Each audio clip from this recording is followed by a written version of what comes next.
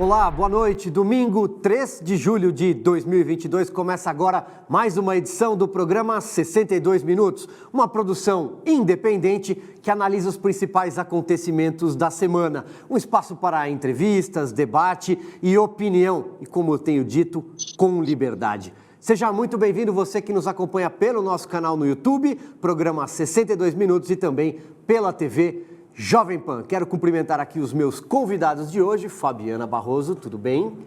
Boa noite, Silvio, tudo bem? Boa noite a todos. Obrigada mais uma vez pelo convite. Boa noite, Adriele Jorge. Como vai você? Agora que em sua companhia, Silvinho, companhia da nossa brilhante Fabi, companhia do nosso brilhante Paulo Figueiredo, do nosso brilhante entrevistado Felipe Ganda Marcelino, está tudo perfeito, sublime. É isso, só uma tela de distância direto dos Estados Unidos, da terra de Tucker Carlson. Paulo Figueiredo, boa noite. Boa noite, meus amigos. Boa noite, Adriles, a quem eu não deveria nem cumprimentar, porque deixou a mim uma tarefa muito difícil aí nesses dias. Boa noite, Fabi. Boa noite, Silvio. E boa noite, Felipe Martins, que é o nosso spoiler, é o nosso entrevistado de hoje. Como o Paulo Figueiredo já deu spoiler, já apareceu aí no telão, eu ia apresentar daqui a pouco. Tenho a honra e o prazer de conversar mais uma vez com o assessor especial para assuntos internacionais da Presidência da República, Felipe Martins. Seja bem-vindo. Muito obrigado, é uma satisfação estar aqui com vocês. E eu aproveito para convidar você a se inscrever no nosso canal, programa 62 Minutos, @P62 Minutos. Estamos no YouTube, nossos perfis nas redes sociais, aí tem Twitter, Facebook, Getter, Instagram, sempre conteúdo extra, aqueles melhores momentos, tudo disponível em @P62 Minutos. E é claro, a sua participação vai ser registrada nos últimos 2 minutos finais do nosso programa. E a gente começa então com uma conversa com o Felipe Martins, assessor para assuntos internacionais da Presidência da República. Felipe, eu não vou nem fazer uma primeira pergunta, eu quero que você conte tudo para a gente, para quem está nos assistindo, como foi conseguir uma entrevista com o maior âncora da TV americana, da Fox News, da TV a cabo americana, Tucker Carlson, e os bastidores, aquilo que você puder trazer para a gente, que quem assistiu à entrevista não viu, mas você estava lá. Olha, Silvio, no domingo, foi ao ar na quinta-feira à noite, umas chamadas rodaram ali ao longo da semana, né, com trechos da entrevista, com a preparação para o momento da entrevista, e tem sido assim, uma repercussão muito bacana, não só nos Estados Unidos, mas também em outros países. Nós recebemos mensagens da Polônia, da Hungria, tiveram, vejam só, repercussões no Oriente Médio, até mesmo em lugares assim que nós não imaginávamos que a entrevista ia chegar. E a preparação para essa entrevista foi ali um pouco complexa, mas, ao mesmo tempo, teve uma facilidade que era o grande interesse que o Tucker Carlson tem pelo Brasil e pela figura do presidente Jair Bolsonaro. Então, ele já vinha há algum tempo demonstrando o interesse de fazer uma reportagem sobre o Brasil, já vinha há algum tempo demonstrando interesse de fazer o que ele fez aqui, essa entrevista com o presidente, filmar a situação no país, retratar um pouco lá fora o que estava acontecendo, e aí foi só uma questão de ajustar para que a entrevista pudesse efetivamente acontecer. Teve um trabalho logístico bastante grande e o Tucker passou efetivamente no Brasil uma semana. E a finalidade dele aqui não era apenas fazer uma entrevista, que era assim, o ápice, né, da visita, mas também produzir uma série de reportagens e também um documentário que vai ali para o serviço de streaming da Fox News acerca da presença chinesa no Brasil. Então, uma série de reportagens que tocam em temas como os escândalos de corrupção que nós tivemos no passado, liderados aí sobretudo pelo Lula e pelo seu partido, o PT, uma série de reportagens também acerca dessa articulação que existe na América Latina entre todos os partidos de esquerda, incluindo com algumas organizações ali que se enquadram um pouquinho fora da lei, como grupos terroristas, narcotraficantes e coisas assim. Então ele vai falar também sobre o Foro de São Paulo em algum momento. Fizeram reportagens sobre a segurança pública no Brasil. Muitas pessoas falam sobre a imagem do Brasil no exterior, mas se esquecem que um dos grandes problemas de imagem que nós tínhamos era a questão da segurança pública, a percepção de que o Brasil era um país violento. Então, ele vem para cá também para mostrar essa melhora nos índices de segurança pública, com redução recorde no número de homicídio, redução recorde no número de crimes violentos, apreensão recorde de drogas e entorpecentes, e tudo isso no momento em que o presidente Bolsonaro ampliou o acesso e o direito de possuir e portar armas no Brasil. Então, isso também tem sido de grande interesse para eles, mostrar como o Brasil conseguiu melhorar os índices de segurança, ao mesmo tempo que liberou o acesso às armas para os civis. E, claro, aí preparando ali o que girava mais em torno do governo, né? Nós tivemos na segunda-feira uma entrevista comigo, um pequeno aperitivo ali, foram 5 minutos, uma conversa rápida acerca da situação no Brasil, acerca da reunião do presidente Bolsonaro com o presidente Biden e também sobre as eleições. Ele queria ali. Vou rapidinho, daqui a pouco a conexão estará restabelecida. Enquanto isso, eu vou passar a bola lá para o Paulo Figueiredo e pedir para a nossa produção preparar ali algumas imagens que a gente selecionou da entrevista do presidente Jair Bolsonaro ao âncora da Fox News. E também já temos, então vamos lá. Aí você tem, para quem não está tão familiarizado assim com a figura do Tucker, esse aí é o maior âncora da TV fechada, da TV a cabo americana na Fox News. Diga lá, Paulo Figueiredo. Eu queria contextualizar um pouco para o espectador brasileiro o que significou essa entrevista, porque muitas pessoas que estão no Brasil não têm a dimensão. Nós estamos falando do Tucker Carlson, ele apresenta um programa chamado Tucker Carlson Tonight, é um programa que acontece todas as noites aqui nos Estados Unidos, no horário mais nobre da TV americana, no prime time da TV americana, e estamos falando de alguém que há 70 meses consecutivos tem o primeiro lugar na audiência americana. É uma pessoa, para vocês terem uma ideia, a Fox News, há 20 anos, é a rede de TV a cabo mais assistida dos Estados Unidos. Não estamos falando só de rede de notícias, não. De todo o cabo nos Estados Unidos, considerando canal de culinária, canal de decoração, a Fox News é o canal mais assistido da TV a cabo americana há 20 anos. E o Tucker Carlson é o apresentador do programa mais importante da Fox News. De novo, para dar um pouco de proporção para o espectador que está em casa, o programa do Tucker tem, em média, 3 milhões de pessoas assistindo ao vivo. A CNN, por exemplo, que é uma rede que o brasileiro é familiarizado com o nome, porque já foi uma rede muito relevante, a CNN amarga 600 mil espectadores no mesmo horário. Estamos falando de alguém que bate 5 vezes a audiência da CNN. Então, é uma personalidade muito celebrada. Esse programa que ele foi fazer, ele foi fazer o Tucker Carlson Tonight, entrevistou o Felipe Martins, o Eduardo Bolsonaro e, finalmente, o presidente Bolsonaro, numa entrevista longa, um programa inteiro, um bloco de 1 hora, praticamente, de entrevista com o presidente na última quinta-feira. E, além disso, ele foi fazer... Felipe de volta. E, além disso, ele foi fazer um documentário para Fox Nation. Ele tem uma série de documentários chamado Tucker Carlson Originals. São documentários que ele faz para o serviço de streaming da Fox News, que se chama Fox Nation, que é um serviço também que, se eu não me engano, já conta com alguns milhões de inscritos. É o maior serviço de notícia que você tem nos Estados Unidos.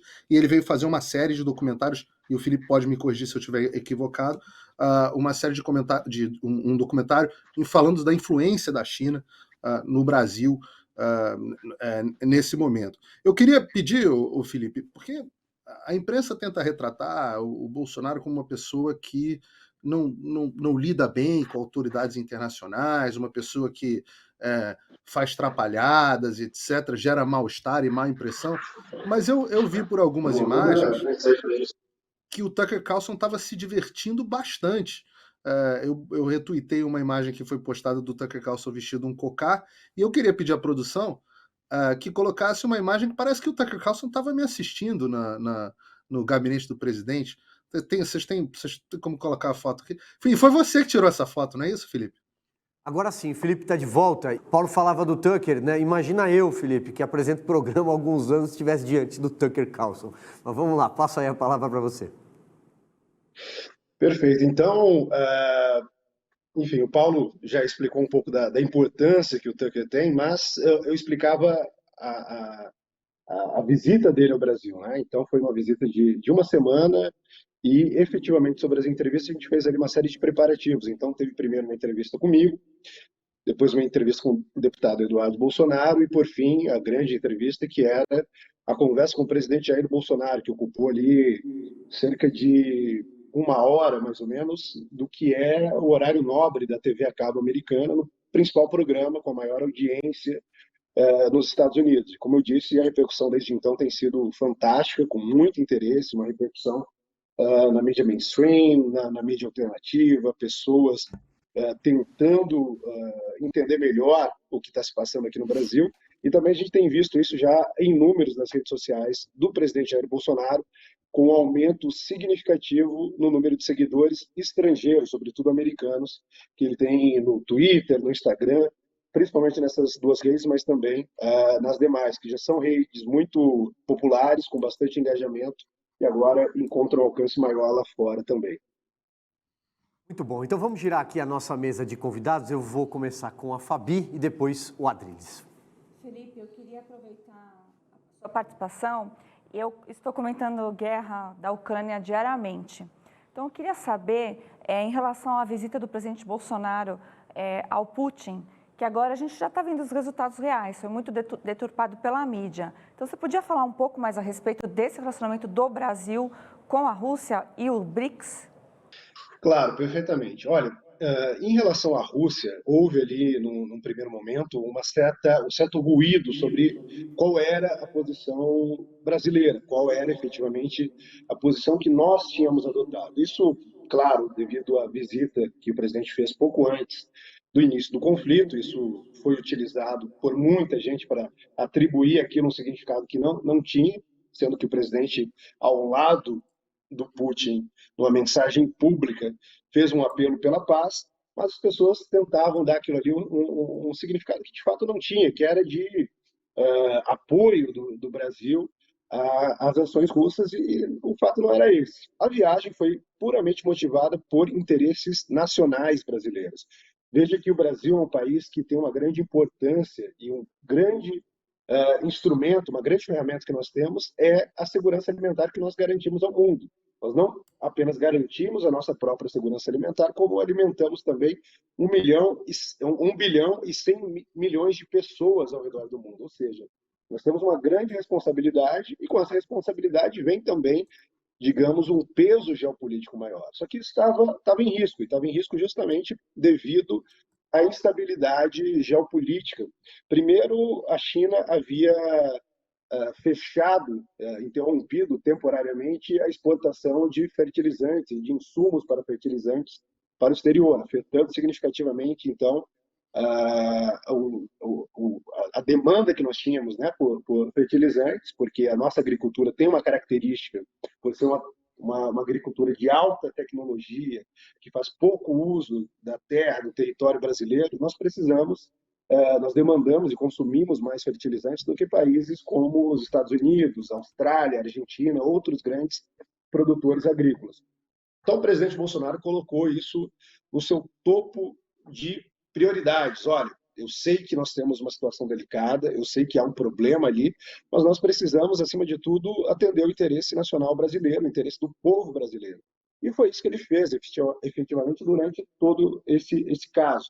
Uma vez tendo regressado ao Brasil, quando se iniciou o conflito, veja que a posição do Brasil não foi uma posição de neutralidade, foi uma posição de equidistância, ou seja, o Brasil entendeu que não havia uma justificativa para que o Brasil se envolvesse, se deixasse arrastar para dentro desse conflito. O Brasil não poderia, com isso, resolver, fazer uma diferença, nós tínhamos consciência disso, então nós não iríamos também apenas para ostentar virtudes, fazer uma condenação retórica muito forte, bater na mesa e qualquer coisa desse tipo. O que nós fizemos efetivamente? A primeira delas foi adotar uma posição que é pautada pelo primado do direito internacional, ou seja, não interessa ao Brasil que grandes potências, que países com maior poderio militar saiam por aí impondo a sua vontade acerca de território, acerca do que quer que seja.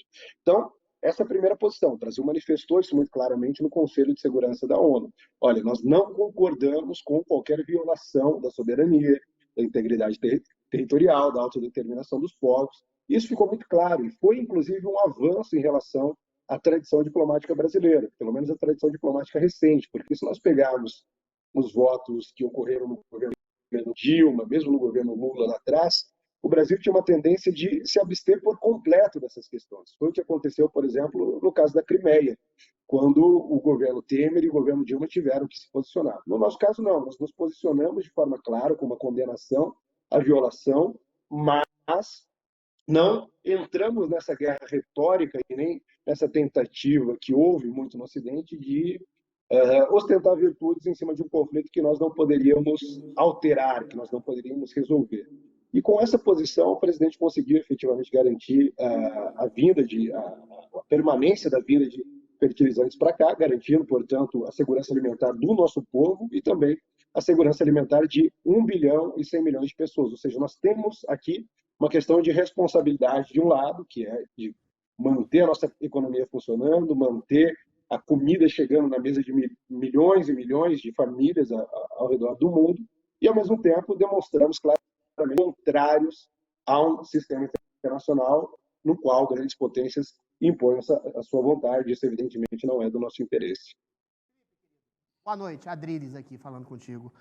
Existe uma técnica do duplo pensar, que inclusive particularmente é feita ao livro lá, o 1984, do George Orwell, que existe aqui no Brasil e existe também nos Estados Unidos, em boa parte do mundo, é que é você lançar conceitos exatamente para encampar o seu avesso. É como o judiciário brasileiro, que fala em democracia e liberdade, mas tem sido instrumentalizado e é um órgão instrumentalizador de cerceamento de liberdade de expressão. O próprio Tucker Carlson falou isso quando esteve aqui no Brasil e falou que a liberdade de expressão aqui está muito abaixo da dos Estados Unidos. Essa narrativa falaciosa, feita pela grande mídia, que endossa esse duplo pensar, que demoniza o governo como a possibilidade de uma ruptura de democracia, demoniza o governo como ditador, como desrespeitador das liberdades essenciais, quando a gente percebe que é o judiciário brasileiro que tem feito isso. Assim como houve nos Estados Unidos, da parte da grande mídia, de demonizar o presidente Trump, de estabelecer uma ameaça à democracia, sendo que o homem foi praticamente alijado do poder por uma grande mídia e por uma inteligência. Ou seja, esse tipo de coisa une muito o Brasil e os Estados Unidos, uma inteligência e uma grande mídia que sufocam qualquer tipo de voz dissonante, dizendo que essas vozes dissonantes são antidemocráticas, essas vozes dissonantes são exatamente antilibertárias. Você conversou com isso sobre o Tucker Carlson? Como é que o governo pode fazer? Como é que a gente pode reagir? A gente que é uma imprensa praticamente alternativa a essa grande mídia que inventa completas inverdades sobre a democracia, sobre o estado de coisas do Brasil, sobre o governo brasileiro. O que o governo pode fazer nesse apelo a uma comunicação mais eficiente para lançar uma verdade ao exterior do Brasil, a esse exterior que é, sobretudo, enganado por essas narrativas falaciosas aqui dentro do Brasil, da grande mídia brasileira? Muito bem, Adriles. Tem vários aspectos interessantes aí. O primeiro deles que eu destacaria é que, sim, a visita do Tucker ao Brasil chamou muita atenção, e aí a atenção dele, né, para os muitos paralelos que existem entre o cenário político e cultural americano e o cenário político e cultural brasileiro. Ele diz isso em vários momentos ali ao longo da semana que ele esteve aqui, que isso era chocante para ele.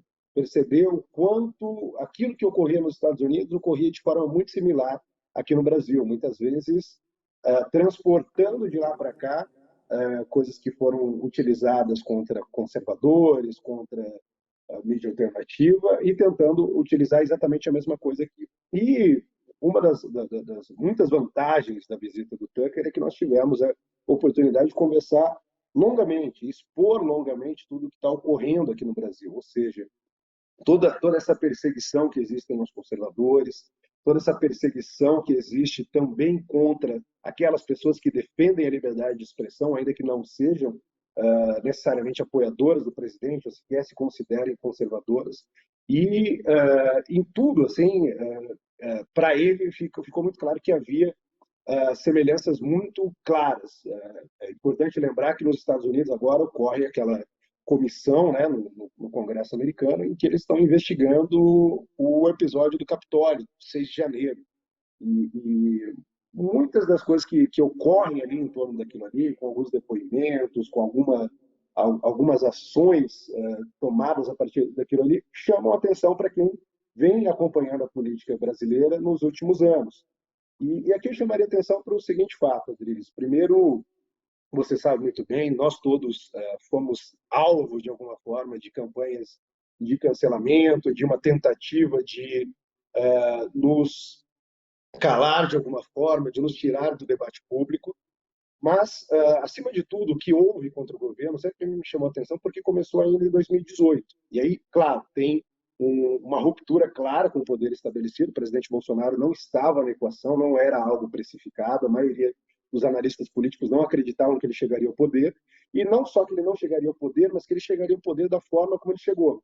Porque quando ele chegou ao poder, ele atinge uma série de interesses políticos, mas atinge também uma série de interesses econômicos. Ele não tinha um marqueteiro, ele não se utilizou de grandes verbas, ele se elegeu com menos de $1 milhão. Foram ali cerca de 4, 5 milhões de reais, o que não elege efetivamente no Brasil, nem mesmo um vereador em São Paulo, um vereador no Rio de Janeiro, isso sem contar o caixa 2 que eles costumam utilizar. Então, teve também todo um circuito econômico que foi atingido por isso, e muito rapidamente eles tentaram formular teorias do porquê ele foi eleito. E aí começam lá com a teoria do disparo em massa, milícias digitais, gabinete do ódio, essa coisa toda, na qual eu pessoalmente fui muito afetado, fui incluído em cerca de 5 inquéritos, mas começa em 2018, eles investigam, não encontram nada, pelo contrário, encontram disparo em massas na campanha do Haddad. Depois vai para a CPMI da fake news, acontece exatamente a mesma coisa, levam lá funcionários de agências que apontam para os parlamentares do PT e falam, olha, quem foi tentar contratar esse tipo de serviço foram vocês, não foi a campanha do Bolsonaro. E aí levam para o STF, que de forma bastante heterodoxa, para dizer o mínimo, adotando ali uma série de procedimentos que desrespeitam totalmente o direito processual, tem tocado aí uma série de inquéritos que tem atacado comunicadores, jornalistas, tem atacado pessoas que, de alguma forma, mostram um outro lado de apoio ao governo. Então, a gente precisa realmente reagir a isso, e eu acredito que a melhor forma de fazer isso é comunicando, falando tanto dentro do Brasil quanto no mundo, e a gente vai fazer isso mais a partir de agora. Nós não tínhamos os instrumentos antes, agora nós temos, e isso vai melhorar a nossa legitimidade para contrapor tudo isso que tem sido feito contra o governo, contra os apoiadores do governo e contra aqueles que defendem a liberdade de expressão de modo geral. Muito bem. Felipe, você falou agora há pouco do peso econômico do Brasil no continente. Citou, por exemplo, que o Brasil alimenta o mundo, né? Hoje o Brasil não se limita só às suas fronteiras, ele alimenta o mundo. Mas isso vai muito além. Temos aí hoje uma corrente comercial de $500 bilhão.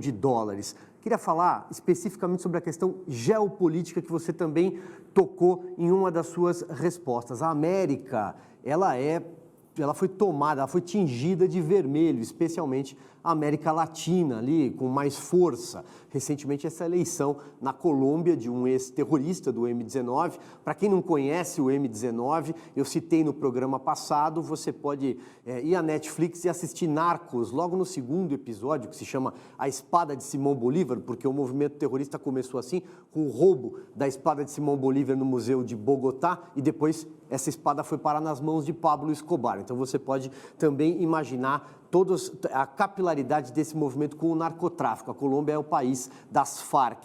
Mas você tem, por exemplo, no Chile, depois que o Guilherme Boulos chileno foi eleito, agora os índices de popularidade já demonstram como realmente funciona o pensamento da esquerda aqui nesse pedaço, especialmente no Cone Sul desse continente. Eu queria a tua opinião sobre essa narrativa que está sendo emplacada fora das nossas fronteiras, de que há uma onda vermelha e que a volta do PT à cena do crime aqui no Brasil seria uma consequência quase natural para o continente. E também te pergunto, como é que figuras como o Tucker Carlson, da estatura dele, enxergam esse tipo de narrativa muito comum aqui na velha imprensa brasileira, no consórcio?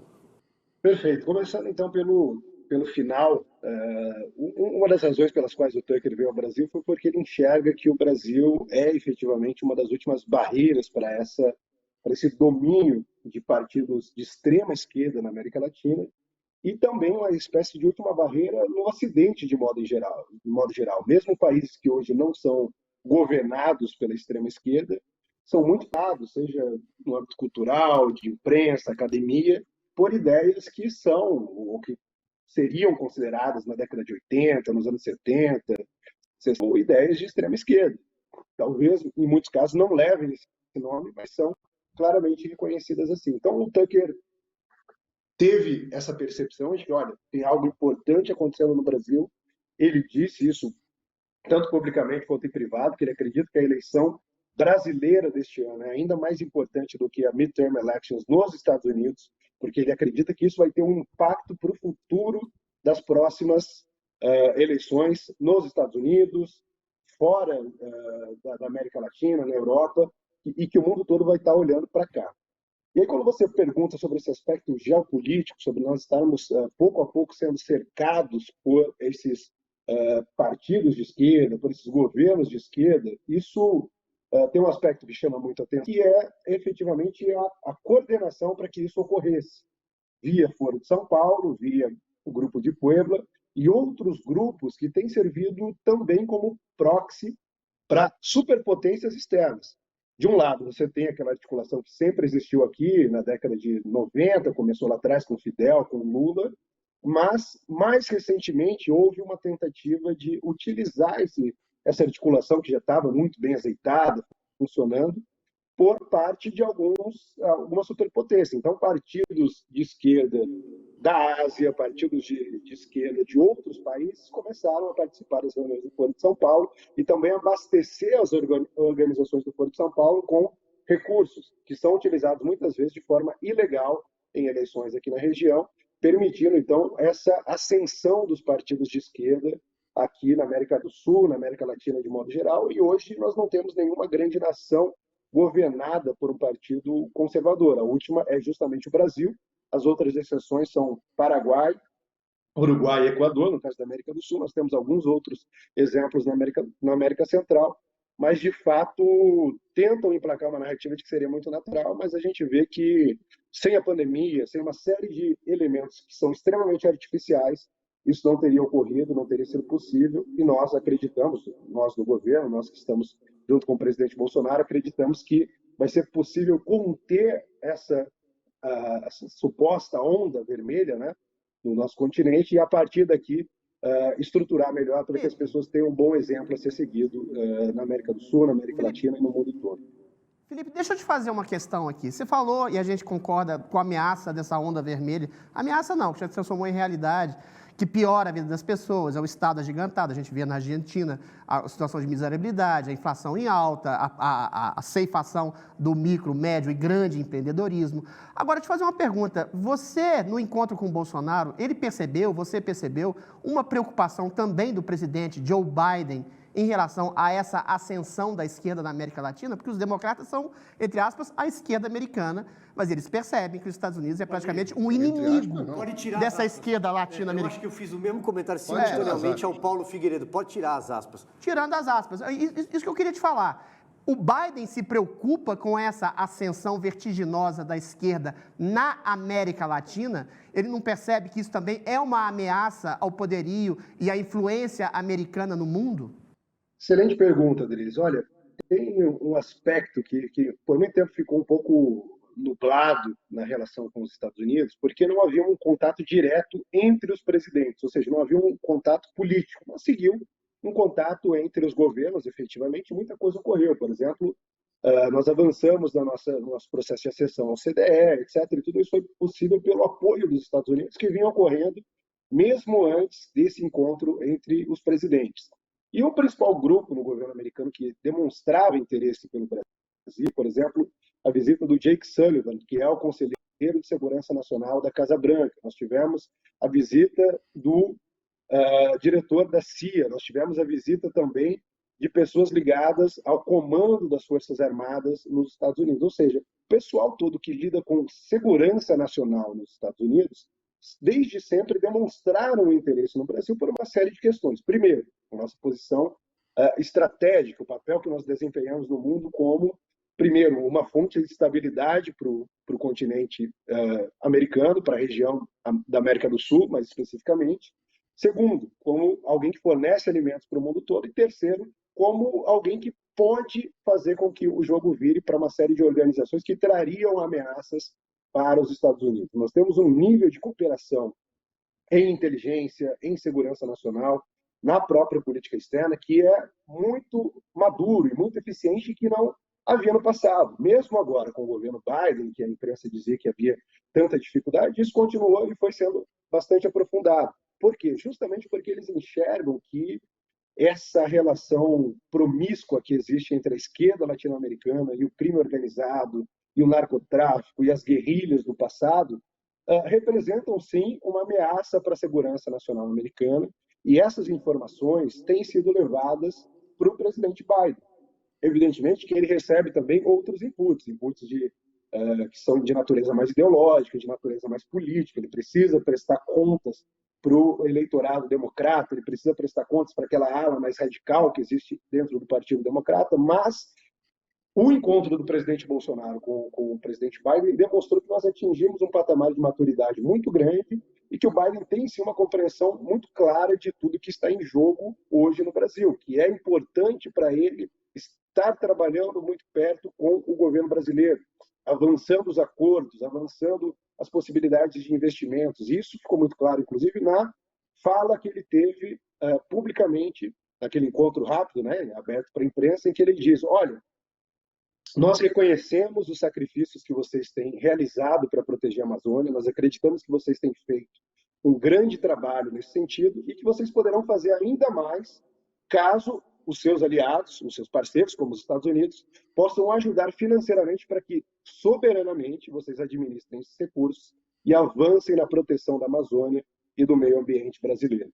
Então, com isso, o Biden, embora não tenha tido tanta repercussão, mas o presidente Biden estava atacando a principal narrativa que usam contra o presidente Bolsonaro ao redor do mundo, para descredibilizar, para tentar fragilizar a nossa posição, e, numa fala simples, ele demonstrou uma outra perspectiva, de que o Brasil efetivamente está fazendo o seu papel, ainda que com dificuldades naturais que existem para a região, e não só está fazendo o seu papel, como está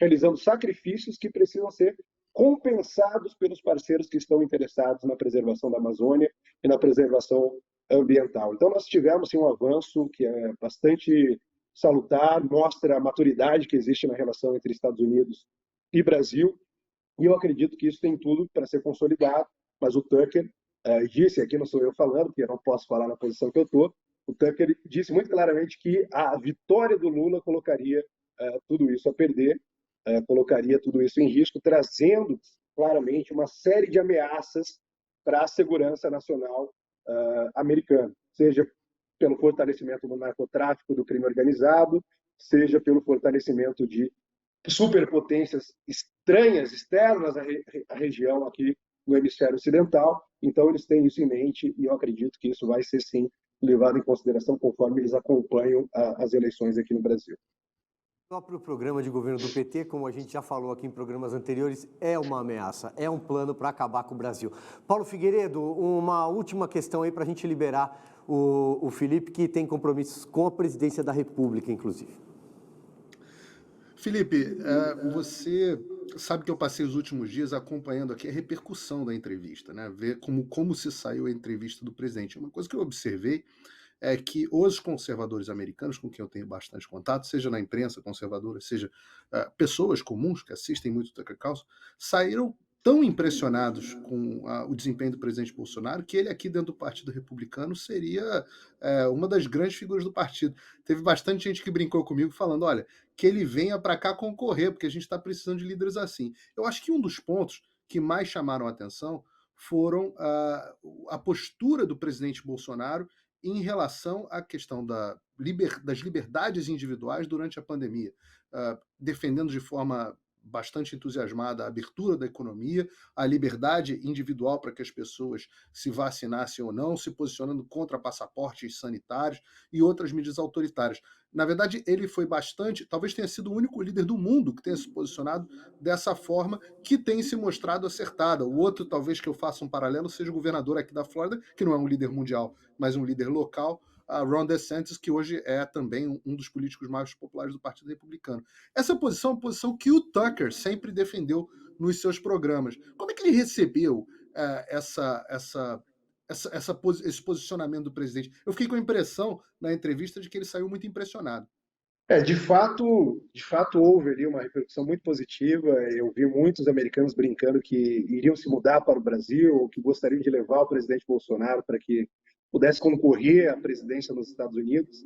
E isso é muito interessante para quem observa isso a partir do Brasil, porque muitas vezes apoiadores ou pessoas que apoiavam o presidente e deixaram de apoiar em razão de alguma frustração, de alguma expectativa de que não foi preenchida, acabam menosprezando o que nós temos aqui. Eu que trabalho com a área internacional, eu entendo as dificuldades, eu entendo as frustrações, acredito em nós dentro do governo, colecionamos frustrações tanto quanto muitas pessoas que falam sobre elas publicamente, mas nós lembramos sempre de uma coisa: olha, não é possível comparar algo concreto, uma realidade concreta, com uma coisa que é puramente imaginada, que é puramente idealizada nas nossas cabeças. Nós estamos comparando com a situação ao redor do mundo. Então, hoje, mesmo países que têm um domínio de ideias a favor da liberdade, da democracia, dos direitos civis, das liberdades fundamentais,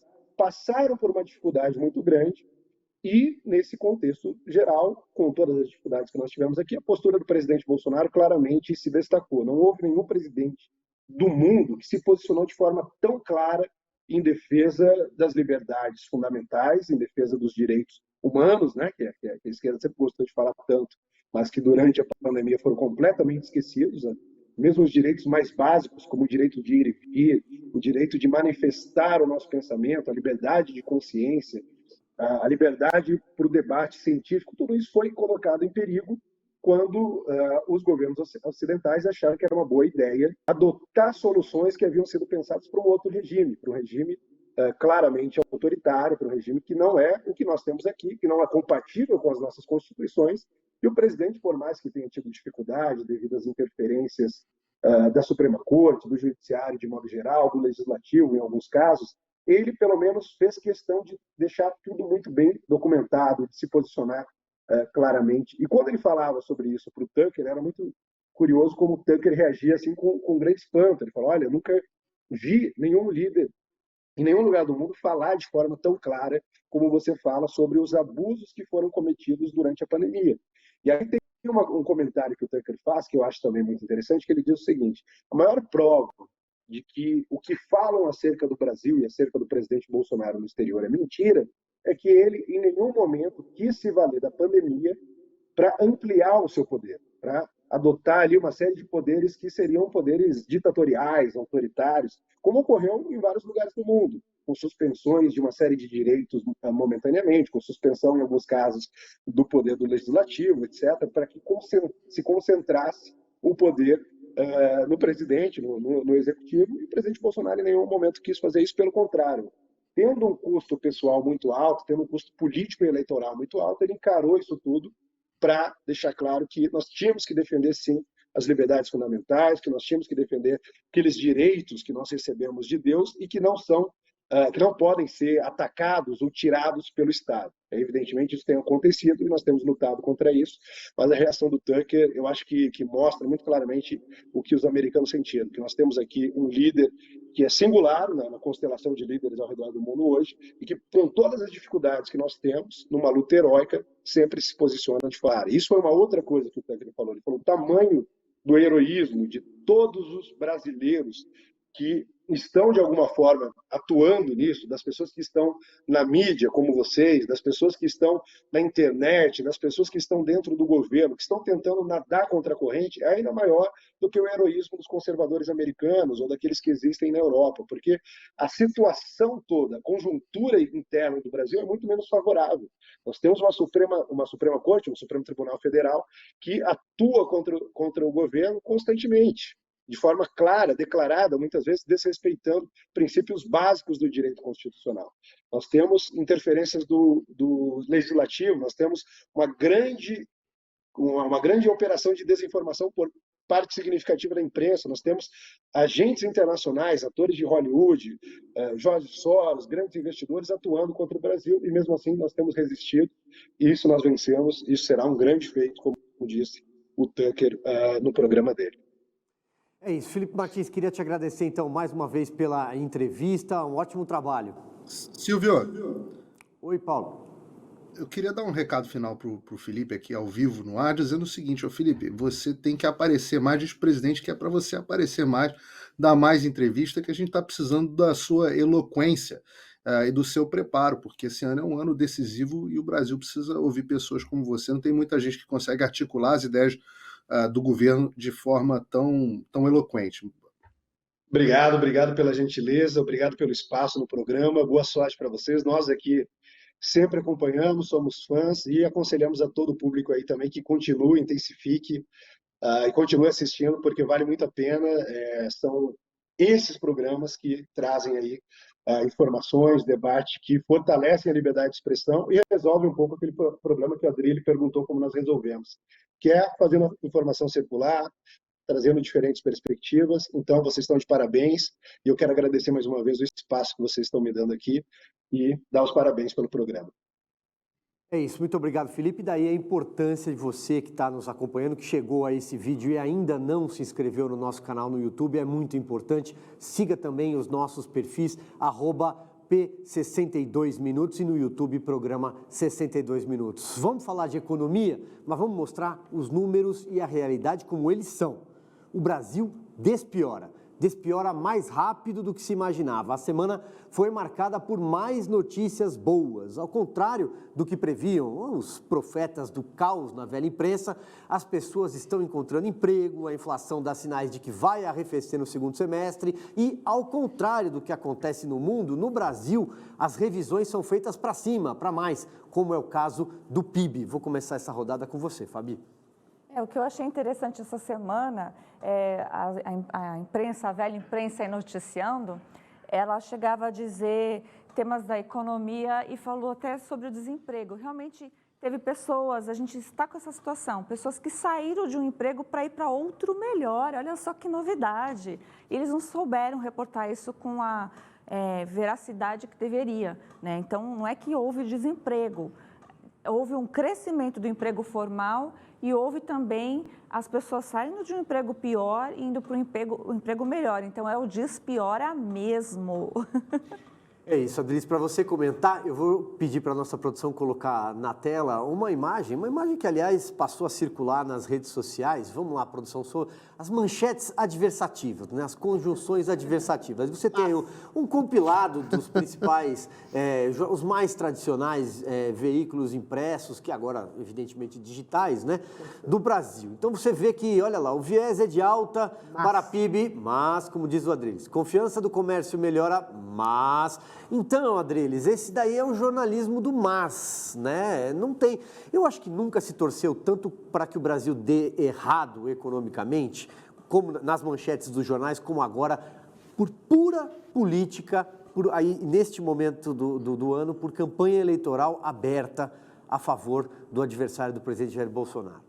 O Bolsonaro conta na oposição não só com o PT, com os partidos de esquerda, os partidos de direita liberal limpinha, mas tem dois novos oposicionistas, né? A própria Justiça Eleitoral, que faz campanha contra o presidente, contra eventuais falácias do presidente, que são verdades, que fala sobre a situação eleitoral no Brasil, e a grande mídia, que age como um ator de esquerda que sempre foi, com pessoas das faculdades de comunicação aboletadas nas redações. A despiora é flagrante, a melhora é flagrante. Eles apostaram na pandemia como outro ator decisivo para fazer desmoronar o governo, mas com a expansão de crédito, com injeção de dinheiro nas pessoas mais pobres, com a lei da liberdade econômica, o micro e médio empreendedor começou a ascender, o país começou a crescer, o mercado de emprego começou a se aquecer, com a PEC das bondades, que eu acho que é uma medida realmente antiliberal, mas necessária, porque é muito fácil, né, Silvio Navarro, você ser liberal num país que tem condições como a Suíça, a Suécia, a Inglaterra, mas no Brasil, que já tem um problema de socioeconômico, de pobreza, agravado pelo isolamento social, nesse momento, eu acho que deve-se sim, assim como o Auxílio Brasil, deve ter uma PEC de bondades para favorecer as classes menos privilegiadas. Talvez o Paulo Figueiredo vai me interpelar dizendo assim, mas isso é uma perspectiva maquiavélica. Olha, mas Maquiavel não estava errado em tudo. Para impedir a ascensão de um governo lulopetista que vai sufocar as liberdades, que acha que a pandemia foi um presente de Deus para a esquerda, como o próprio Lula diz, eu acho que é uma medida válida e não é uma medida ruim, essencialmente. É uma medida que melhora, injeta dinheiro na economia, alavanca a economia e depois, eventualmente, a gente pode fazer as devidas economias, as devidas privatizações e reduções do Estado que a gente pode ter no futuro. Nesse momento, é um momento de ajudar as pessoas mais desvalidas, que estão sendo ajudadas já, e de alavancar essas pessoas para alavancar a economia e alavancar, sim, também a projeção da possibilidade da derrota do lulopetismo, que está incrustado no judiciário, na mídia, em grande parte das instituições culturais, e que, se isso acontecer, aí sim, a economia vai para o gargalo com o populismo lulopetista. Vamos ver, então, como é que ele vai te interpelar. Esse papo de injetar dinheiro na economia para melhorar a economia é o papo, parece que eu estou conversando até com a Dilma Rousseff. Não, o Milton Friedman falava isso, querido. Não, economista Você não. sabe disso. Não, economia liberal você Milton não é Friedman essa, falava hoje em disso. dia. Não, pelo contrário, Friedman dizia o que se sabe, que você gera crescimento econômico associando fatores de produção de forma bem sucedida. Em fatores de produção, o governo retira dinheiro da economia para dar para a mão de alguém. O governo não tem, o governo toma dinheiro. Em relação ao pacote do auxílio, ele tem bons pontos. O Brasil vive uma situação emergencial, sim, especialmente no que diz respeito à questão dos combustíveis. Ninguém poderia imaginar um choque dessa magnitude acontecendo de forma tão rápida. Não foi só pela guerra da Ucrânia, mas muito por causa da guerra aos combustíveis, chamados combustíveis fósseis, declarada pelo governo Biden desde a sua campanha, na verdade, por uma desorganização da cadeia logística mundial. Então você tem, sim, um choque grave. A ideia do voucher para caminhoneiros, principalmente no Brasil, por onde circulam boa parte das riquezas, ou quase todas as riquezas brasileiras circulam através de caminhões. Então é muito importante que isso seja endereçado como uma medida emergencial. A questão do Auxílio Brasil, programa de distribuição de renda, é necessário quando você, em situações excepcionais, e sempre no limite de capacidade de um país. O setor produtivo brasileiro precisa ser valorizado. O setor produtivo brasileiro precisa ser desonerado. É assim que você gera crescimento econômico. A ideia de que você vai ter... É bom que o presidente Bolsonaro faça essa medida para que o PT não volte, para catapultar a campanha política do presidente. Ora, contra isso eu sou contra. Dinheiro público para catapultar a campanha de qualquer um, eu sou sempre absolutamente contra. Mas não é só isso. Se você gera mais dinheiro na economia dos mais pobres, você gera mais consumo também. Isso não sou eu que diz, é o Milton Friedman que diz. É lógico que você não pode tirar o cobertor você vai tirar o dinheiro de um lugar e vai colocar em outro lugar, mas isso sendo temporário, e é temporário até dezembro, essa é a teoria você gera um aumento de consumo e o consumo gera um mercado de trabalho mais aquecido. Você não concorda comigo? O Milton Friedman concordava. Não é verdade. Você tem um antagonismo entre a escola keynesiana de economia e a escola liberal, Chicago, e até a escola austríaca, que é exatamente o oposto. Você não gera crescimento econômico injetando dinheiro na economia. Na verdade, aos poucos, nós estamos... situações excepcionais. Vamos ouvir o que a Fabi tem a dizer aqui. Peraí. Nós tivemos o maior investimento no plano safra. Isso é muito, muito importante, porque é um dinheiro investido, Paulo, mas que retorna ao Brasil, porque nós estamos investindo pela primeira vez no agronegócio, mas principalmente na economia, aquele agro familiar. Então, esse dinheiro aplicado vai redundar diretamente em benefício popular às duas vertentes e vai trazer também din-din, que vocês aí, os liberais, se importam tanto. Eu sou um liberal social. Todo mundo se importa com din-din. Din-din é bom para todo mundo. Só que você tem que gerar riqueza com produção e produtividade. Essa é a fórmula que funciona. A ideia de que você gera crescimento econômico com injeção de dinheiro na economia é a teoria keynesiana que eu espero seja superada. Pontualmente, Paulo Figueiredo. Nós estamos nessa enrascada porque os governos injetaram dinheiro demais na economia nos últimos anos sem um aumento de produtividade que fizesse frente a essa injeção. As economias não estão com problema de falta de injeção de dinheiro. Em condições ideais de um país em Parece ascensão o Guga econômica... Peraí, você que está meio noblar contra o governo. Em condições ideais de um país em ascensão econômica, eu concordo plenamente com você. Mas essa não é uma condição ideal. A gente está saindo de uma pandemia em que há pessoas passando fome e foram proibidas de trabalhar. É claro que o governo tem obrigação de dar um auxílio emergencial nesse momento que as pessoas estão voltando a acender a possibilidade de trabalho. Depois que as condições tiverem se adequado a um nível normal, aí sim você Não pode falar de existe uma nível economia normal. liberal. Não dá para fazer economia liberal no Então Congo, não faz cara, economia num país liberal de no terceiro Brasil. mundo. Nesse momento que você tem a premissa da volta do PT ao poder, que aí sim seria a estatização da economia, que você tem gente passando fome. Tudo bem, a economia está ascendendo, concordo plenamente, mas ainda há muita fome e miséria por causa do isolamento social. Então, é uma medida populista? Não acho. É uma medida para colocar comida no prato do brasileiro, do caminhoneiro que tem a gasolina cara para chuchu e não está tendo lucro nenhum, e, eventualmente, também para alavancar a economia, gerando consumo, mais uma vez. O keynesiano, nesse sentido, nesse estrito momento, talvez tenha razão. E o Milton Friedman já falou assim, exatamente senhor, o discurso é bom da injetar a Dilma. economia na economia de vez em quando, para, eventualmente, a economia possa Essa é a se Dilma. alavancar e se superar. E é isso aí. Essa é a volta da Dilma Rousseff. Não é, isso que que a é Dilma isso, Paulo diz. Figueiredo. Eu É prefiro, aquilo que a Dilma a volta diz. do Lula está no sentido oposto. Vamos lá. Vamos tocar. A volta do vamos seguir. Lula, o Lula está dizendo mais participação do Estado na economia, mais injeção de dinheiro na economia. Bom, o Senado concorda econômica comigo. Foram mundial- só o Zé Serra que votou contra. 72 pessoas votaram a favor Mau sinal. da necessidade premente do brasileiro de se Vamos alimentar e comer nesse momento. Vamos seguir aqui, que é domingo à noite, a gente já está no finalzinho do nosso programa. Vamos para Brasília ver a nova tentativa de transformar o Senado num picadeiro. Vamos falar a verdade, fazer campanha eleitoral para o PT com dinheiro público numa CPI no Senado. E mais uma vez, a CPI dele, né? Randolph Rodrigues, é claro, e do seu gabinete, que funciona como um puxadinho do STF. Berenice Leite. Os holofotes já começaram. Nesta semana, o líder da oposição convocou uma entrevista com a imprensa para anunciar que protocolou a CPI do MEC. O documento reúne a assinatura de 30 senadores. A senhora, por exemplo, é pré-candidata à presidência da República. Isso não pode se tornar aí um palanque eleitoreiro, assim como foi a CPI da Covid? Mas veja, nós não podemos pensar que o Brasil vive de eleição. Esta casa, que é a maior casa, a mais democrática do Brasil, porque representantes do Senado Federal que somos, portanto, dos estados brasileiros, ela não pode se omitir pensando que tem eleição. Eu não vou ser membro da comissão justamente para não misturar as coisas, mas eu vou estar dentro lá sabendo o que está acontecendo porque eu sou professora. A Polícia Federal já não está investigando? Ué, mas isso é o problema da Polícia Federal, essa é uma casa política. É uma casa política que tem que investigar no aspecto político parlamentares, inclusive cortando na própria carne, e os presidentes da República, sejam eles quais forem, sejam de que partidos forem. Caso a CPI do MEC se concretize, só deve ter início em agosto, após o recesso parlamentar, ou seja, em pleno processo eleitoral. Para participar das investigações, o senador Randolph Rodrigues provavelmente deve deixar a coordenação da campanha de Lula. O presidente do Senado disse que os líderes de partido podem decidir sobre a instalação da CPI ou não. Portanto, se houver mesmo, teremos uma verdadeira batalha política. A investigação já está acontecendo no âmbito da CGU, no âmbito da Polícia Federal, por iniciativa do governo.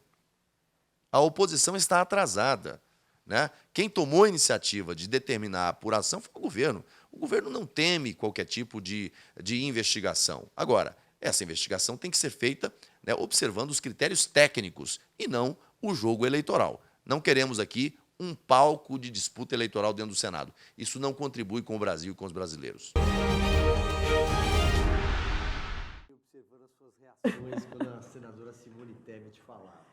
Olha, é difícil, mas veja, senadora, como ela falou, né? Mas veja, Berenice, veja, senadora, o que a senhora está dizendo, que bela cara de pau, com todo respeito, né? Que fala de mulher para mulher, falar que CPI não vai se omitir, não a senhora está engajada na sua campanha. O Randolph é a mesma coisa, o PT está avaliando onde ele vai ser melhor aproveitado, dentro da CPI fazendo palanque político ou realmente fazendo abertamente a campanha para o PT, mas é tudo a mesma coisa. Essa coisa de CPI, a partir de agosto, gente, é palanque eleitoral. Eu já particularmente não curto muito CPI, eu só acho que CPI serve quando as pessoas, para trazer à luz algo que as pessoas não sabem. Eu cito sempre a CPI das ONGs, por exemplo, acho que as pessoas não sabem do que se trata, mas aí a gente tem uma situação inusitada, né? O Pacheco sendo aquele ser apolítico, como se ele não pertencesse à política, ele acha que não tem lado, mas ele já disse que se tiver os critérios legais e for lido, vai ser instaurado. O que vocês acham? Pois é, você falou da CPI das ONGs, é uma das CPIs que está na fila, foi protocolada pelo senador Plínio Valério, do Amazonas. Tem outro pedido de CPI do FIES, tem um pedido de CPI do narcotráfico do senador Girão. Enfim, se a ordem cronológica fosse respeitada, minimamente levada a sério, essa CPI estaria lá no final. E sobre esse caso específico, as suspeitas que pairam, né, de desvios do Fundo Nacional de Desenvolvimento da Educação, nós temos uma investigação aberta pela Polícia Federal. A Controladoria Geral da União, ali analisando, mapeando o repasse para os municípios. O Ministério Público com todos aqueles documentos à mão. Para que criar uma CPI que será comandada, ou se eventualmente for, enfim, funcionar, é o artífice da campanha do Lula neste momento, né, o coordenador da campanha do Lula, ou seja, é entregar dinheiro público, palanque, TV Senado, para fazer campanha com o dinheiro do pagador de impostos para o PT. Aí não dá, né? A gente já viu o que aconteceu na outra CPI circense, a da pandemia. Eu estou de olho no relógio, tenho muito pouco tempo. Adriles e Paulo Figueiredo, Adriles, se eu te der 30 segundos, você consegue fazer o seu comentário? Consigo. A CPI é isso, é campanha antecipada, campanha imediata, sem gastar dinheiro do candidato, gastando dinheiro público do contribuinte, sem precisar viajar e de maneira direta, com denúncias absolutamente vazias, 50 mil que o ministro ganhou porque ele vendeu um carro, por uma declaração turva e por uma meia dúzia de lobistas e aproveitadores que tentavam fazer tráfico de influência. É um nada com coisa nenhuma a serviço de campanha política do senador Voz de Gazela lá, que é parecida com a minha, infelizmente, e outros seus cupinchas lá. É isso aí. Paulo Figueiredo, você tem 32, porque o Adriles ultrapassou 2. Não, eu queria fazer uma pergunta. Aquela que apareceu mentindo, dizendo que não ia ter uso político da CPI, aquela ali que é a Simone Tebet? É. Ah, muito prazer. Agora eu já sei quem é a Simone Tebet. Agora só falta... Ela vai subir para 2% agora. Agora só falta eu achar um eleitor da Simone Tebet. Já sei quem ela é, só falta agora eu achar um eleitor. A gente está fazendo campanha para ela aqui, ó. Deu visibilidade. Aí, tá? É isso, visibilidade. No pique, vamos para o quadro A Internet Não Esquece, porque semana passada a gente não teve, o senador Eduardo Suplicy fez às vezes, né? Fez a função do quadro. Vamos lá, produção, rapidinho. Quem é que vê isso, dona? Pelotas é cidade polo, né? Claro. Exportadora de viado. 320 mil habitantes. Exportadora de viado. Não faremos comentários sobre. Esse é o pensamento da esquerda... Identitária. A Adriles não deixou eu terminar a minha fala. Perdão. Eu quis dizer que esse é o pensamento do candidato da esquerda à presidência da República. Aqueles 2 minutos finais. Então, vamos lá? Vamos ver quem fez os 62 minutos com a gente. Quem mandou mensagem pelo Twitter, vamos dar uma espiada. A produção colocando na tela, girando. Primeira mensagem, eu vou fazer bem rapidinho aqui, olha, a MC é o Marcos Silva, ele fala em voto auditável, você vai ser protagonista da história, o passageiro está se referindo, esse perfil @Senado Federal é o senador Rodrigo Pacheco, tá? Então, para que fique claro, ele está mandando um recado aqui ao senador Rodrigo Pacheco, que inclusive a quem cabe aprovar ou não, né, colocar para a leitura desse pedido de CPI do MEC. Não confio nas urnas, não confio no STF, não confio no TSE. É o que disse a Lani Medeiros com o perfil #Liberdade, a bandeira do Brasil. Mais um, vamos lá. Passando pela tela, Marli Freire 9. Marli Freire diz, vai faltar cadeia para todo mundo que se posiciona verdadeiramente sobre as urnas eletrônicas. Espero que não, porque a gente aqui tem feito comentários. Vamos lá, mais um. Fabiano Alves, o triunfo dos maus muitas vezes só ocorre pela omissão dos bons. Obrigado, Fabiano. Quem mais passou? Último tweet passando pela José de Castro Neto. Excelente, mais um, tem mais 10 segundos. Vamos lá, diretor. Rodando, Lurdinha Mendonça, assisto todo domingo, adoro. Muito obrigado, Lurdinha, muito obrigado mesmo pela sua audiência que só cresce aqui na TV Jovem Pan, especialmente no nosso canal no YouTube. Peço para que você inscreva-se no nosso canal, o programa 62 Minutos, é muito importante a sua participação, ative o sininho, assim sempre que conteúdos novos e também recortes, pílulas entrarem no ar, você fica sabendo. Meu abraço, Paulo Figueiredo, até a semana que vem. Até a semana que vem, eu queria aproveitar para desejar a sorte ao nosso amigo Adriles no novo talk show que ele vai ter a partir de agora na internet. Então, boa sorte, meu amigo. E eu vou ficar, enquanto isso, esquentando a tua cadeira lá no Morning Show e aturando o Guga Noblar.